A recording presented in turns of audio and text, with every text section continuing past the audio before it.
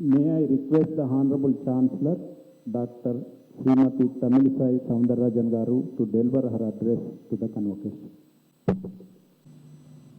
A special good morning to each and everyone. Distinguished guest of the convocation, Sri Govindarajulu Chintala, Chairman of NABARD, and my respects to the Vice Chancellor of the University, Dr. V. Praveen Rao, esteemed members of the Board of the Management, members of the Academic Council, learned faculty, and support staff of the university, representatives of the media, parents, and dear students. It gives me great pleasure to be with you today for the fourth convocation of Professor Jaishankar, Telangana State Agriculture University, especially as it is being conducted online for the first time in view of the COVID pandemic that prevents us from gathering physically on one place. I really appreciate Vice Chancellor's efforts for conducting this convocation online, because not only the classes are online, the internship is nowadays on online, the interviews are online, the employability is online, and now the convocation is also online. So I already mentioned, now the online has become the lifeline of education, particularly in the present situation. In fact, I should commend the university for making efforts to conduct the convocation on online so that the passing out of students are awarded the degrees in time and the toppers receive medals as in normal times. Because if we wait for the pandemic to get over, or whether the virus will leave us as early, we don't know. So not waiting for that situation, post-pandemic situation, we have to return, but we don't know when we will return to the post-pandemic situation. But we cannot wait, because the students should move further for their higher studies, for their employment, and for their social opportunities. So I really appreciate, without wasting the time, planning the convocation online is highly appreciable. This ceremony affords you the right to step into the real world in stage of a career that offers umpteen opportunities and challenges as well. I appreciate all the students who have chosen to study agriculture and its allied subjects, because it reflects your respect for the food that sustains all, and for the families who toil to feed the millions who are unknown to them. When we get up, we are totally depend on farmers. Whether our breakfast, whether our lunch, our dinner, whatever we consume for our health, it's all because of our farmers, so we salute them. So I really appreciate the students who selected this branch of agriculture, even though some of the students will be attracted towards various fields like IT and others, medicine and others. But I really appreciate the students who chose agriculture as a subject, because they are the feeders of the country, they feed the country. The COVID situation has once again proved the value of immunity building foods, and the producer of these foods in our fight against the virus. Everyone and everything stopped for a while, but not those involving in agriculture.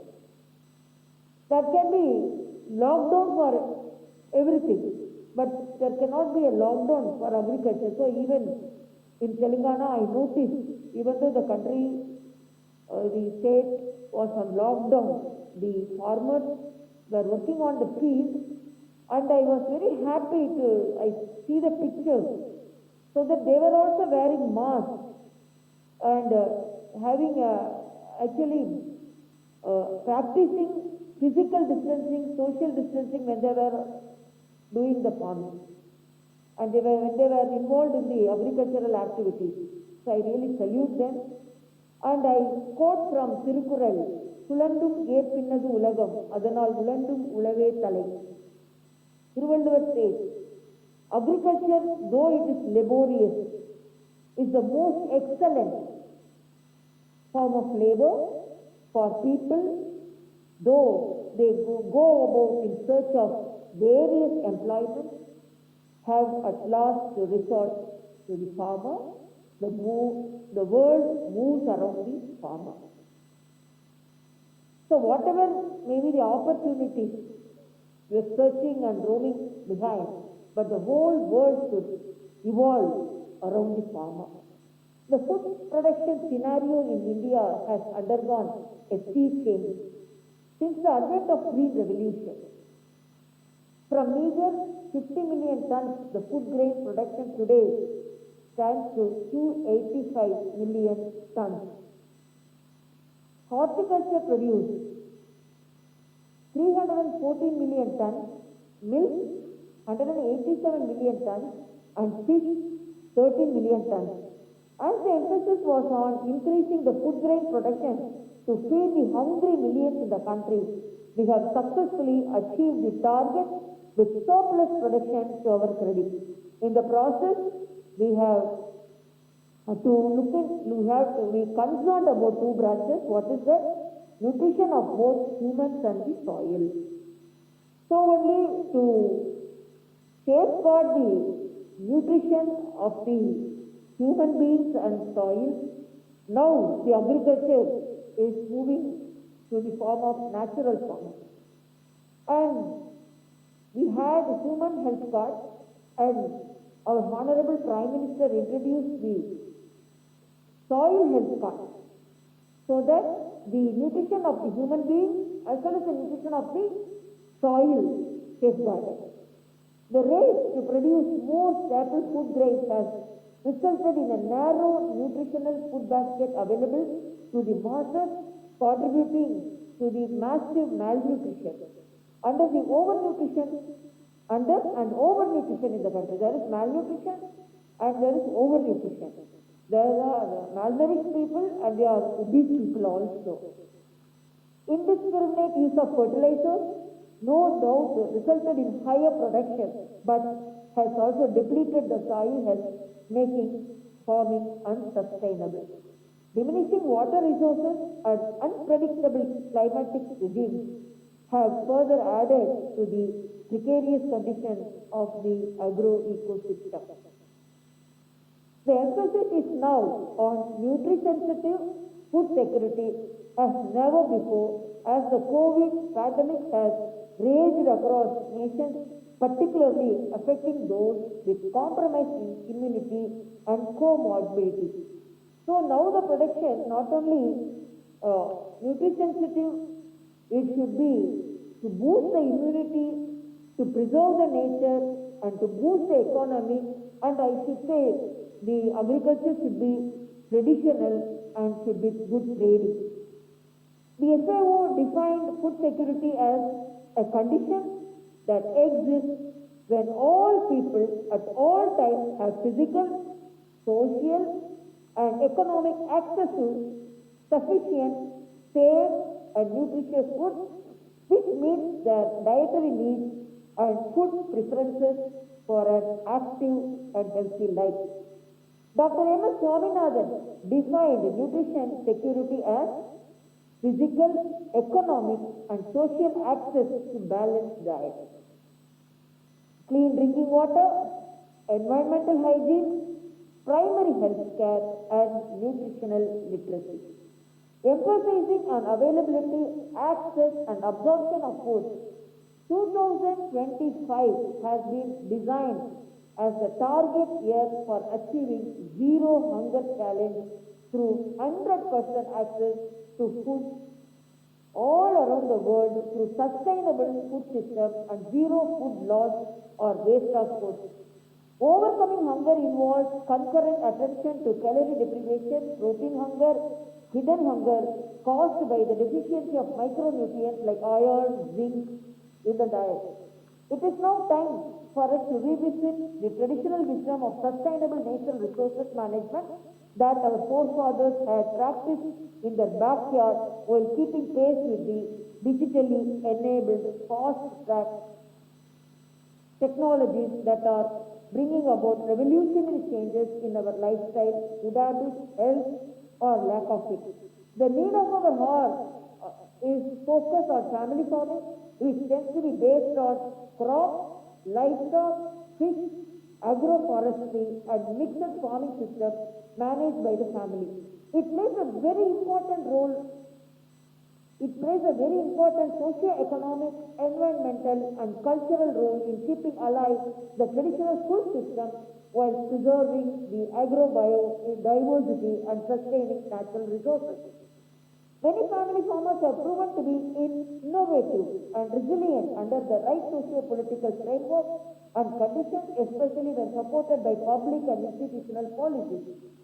Many low-tech agroecological approaches used by smallholder farmers have shown the way to combat climate change and create resilience to food price shocks, natural disasters and conflicts. Agroforestry, which integrates trees and shrubs into crop and livestock fields, solar-powered drip irrigation, which delivers water directly to fruits, intercropping and the use of green manures that help prevent erosion and replace nutrients in the soil are a few such approaches. Community-supported agriculture, climate-smart agriculture has also brought into limelight time-tested, drought-tolerant handicrafts like millet for sustainability and nutritional diversity. The government at both the center and the state, along with learning institutions, are designing and implementing policies giving access to natural resources, providing practical training in marketing and entrepreneurial skills as a form of social protection to the farmers. Cash transfers, crop insurance, welfare expenses with farm families are some of the tools that offer social protection. Some of the rural and farmer welfare initiatives that are close to the heart of Honorable Prime Minister Sri Narendra Modi ji are rural development initiatives like Sunset Adarsh Gram Yojana, adoption of villages by the MPs, NREGA, the Mahatma Gandhi National Rural Development Guarantee Act, and the Pradhan Mantri Jan Dhan Yojana to integrate with microfinance and microinsurance schemes, integrated child development service, Rashtriya Swasthya Bima Yojana, National Rural Health Mission, scheme for empowerment of adolescent girls, public distribution system, Skill India program, Make in India program, Swachh Bharat Abhiyan campaign, Namami Ganga initiative of our river Ganga conservation, and farmer-friendly initiatives like Pradhan Mantri Krishi Sinchai Yojana, improving irrigation facilities, and organic farming in northeastern region, and Grami Badran Yojana, increased storage capacity, soil health cards, particularly for 40 crore holdings in the country, National Mission on Sustainable Agriculture, a new urea policy to enhance domestic production and energy efficiency, input subsidy enhanced by 50% of existing rate and eligibility slab reduced from 50% to 33% of crop loss due to weather area, and price stabilization fund with a corpus of rupees 500 crores has been established to support market intervention for price control of perishable agri-horticulture commodities. National Agriculture Market (ENAM) and Micro Irrigation Fund, Gram Jyoti Yojana will provide uninterrupted electricity supply by separation of feeders. This will not only boost production but will also have a huge impact on the overall lives of farmers, including cottage industries, education, etc. Social security initiatives, Pradhan Mantri Suraksha Bima Yojana provides actual insurance worth 2 lakhs at just rupees 12 per year. Pradhan Mantri Jeevan Jyoti Bima Yojana and Atal Pension Yojana, Poshan Abhiyan for nutritional security of children from 0 to 6 years age group, adolescent girls, pregnant women and lactating mothers. These act as incentives for market-driven quality food production and create a safety cushion for climate market and financial risk. The state of Telangana is seeing implementation of several progressive far-reaching measures in the domain of irrigation projects, Kalishwaram, water conservation through rejuvenation of tanks, Mission Kakatiya, and micro irrigation for increased water productivity. Crop diversification through delineation of crop qualities and promotion of balanced use of fertilizers are some of the other measures to enhance sustainability of the land.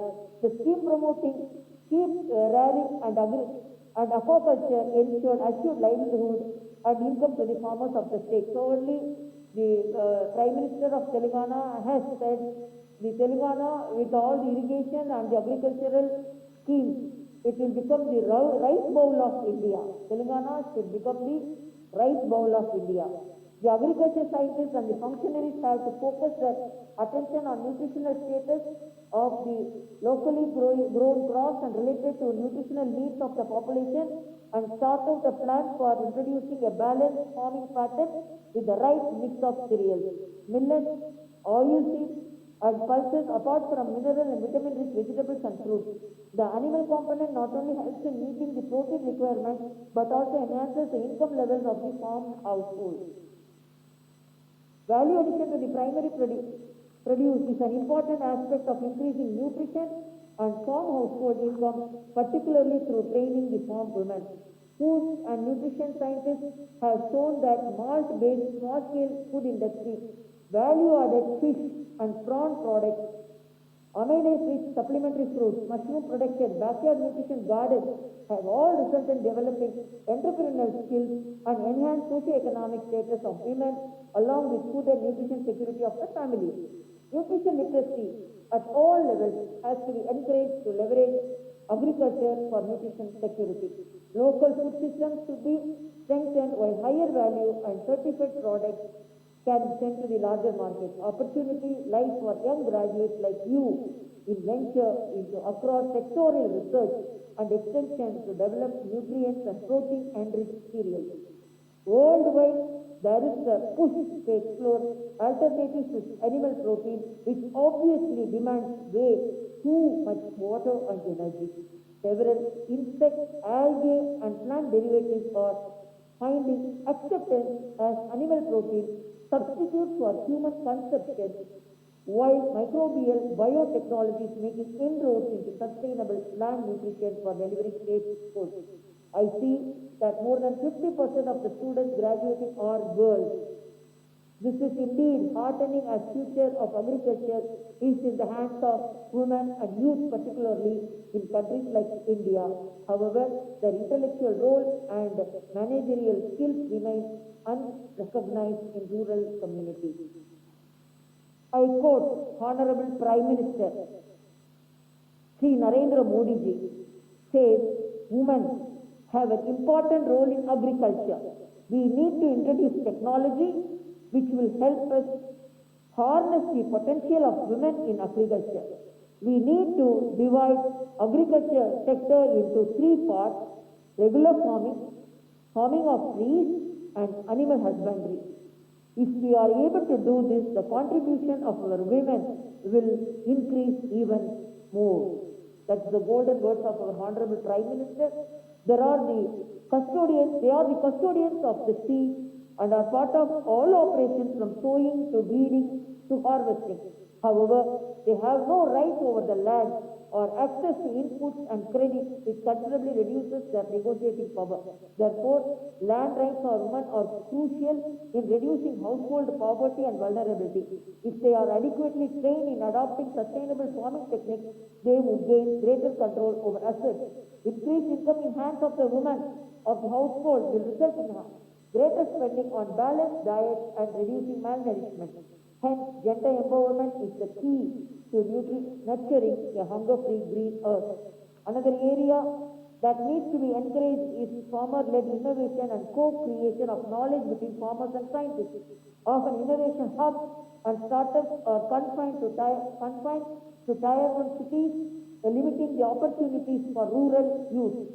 This situation will change only when rural youth are attracted back to farming by increasing entrepreneurial opportunities in rural areas.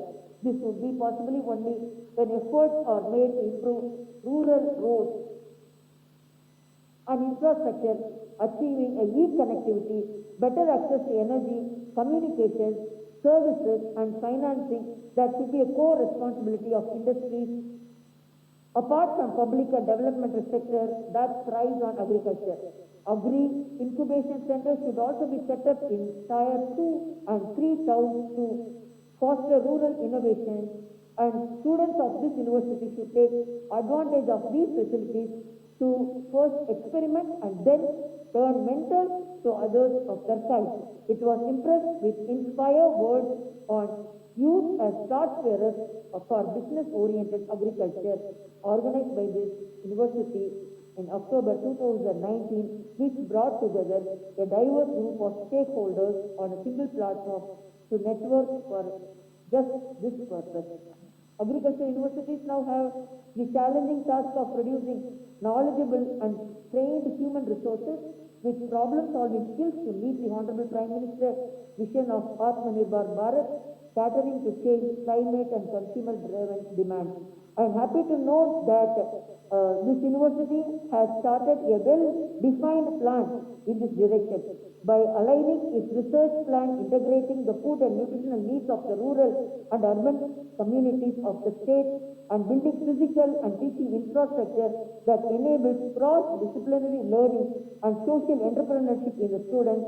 The university is on the right course in tune with National Education Policy 2020.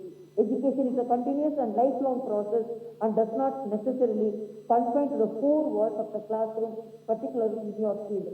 The COVID lockdown and the aftermath has drastically changed the way we teach, learn and interact. The available digital tools have made available knowledge in plenty and at our fingertips on global scale. The teacher has to become a facilitator and a member helping the students to focus on evolving disruptive technologies and enhance form and individual productivity. This requires a change in mindset of the teachers towards perpetual learning and staying updated, particularly with regard to PG research programs. They should be modeled to contribute effective solutions to emerging local problems, harnessing benefits of the technologies, nano, biotechnology. This should be part of long-term plans and integrating research and teaching. Heterogeneity brings in fresh ideas. Heterogeneity brings in fresh ideas and power to view things from different perspectives, which is very essential for innovative research. Hence, the university should attract global faculty and students by raising the standards to that world-class universities, not only in terms of physical infrastructure, but also in research and learning. I am sure the university is moving in that direction under the dynamic leadership of Vice Chancellor Dr. Praveen Rao and his team of officers. As the saying goes, bricks are used to build walls and bridges between places and people. Make the right choice. And I see all of you or the bricks of this university has proudly produced to build bridges for the prosperity of farming community. The bio-happiness, including the health of the environment and people of the country, we shall overcome and revenge created by the COVID and with patience and self-discipline. Finally, I congratulate all the young graduates, the medal winners and their proud parents, and pray that you will raise the expectations in whatever capacity you are placed and contribute your might to building and strong and vibrant Telangana and India. As you pass out of the portals of this university, I quote the great Tamil poet Subramania Bharatiyar, "Manadil urudi vendum, வாக்கினிலே இனிமை வேண்டும், நினைவு நல்லது வேண்டும், நெருங்கின பொருள் கைப்பட வேண்டும், கனவு மெய்ப்பட வேண்டும், கைவசமாவது விரைவில் வேண்டும், தனமும் இன்பமும் வேண்டும், தரணியிலே பெருமை வேண்டும்." Which means the might should be firm, there should be sweetness in speech, let there be good thoughts, cherished desires should come to hand, dreams should come true, let the goal be attained with ease, wish for wealth and love, wish for respect in this world. I wish very best in all your future endeavors. Thank you so much.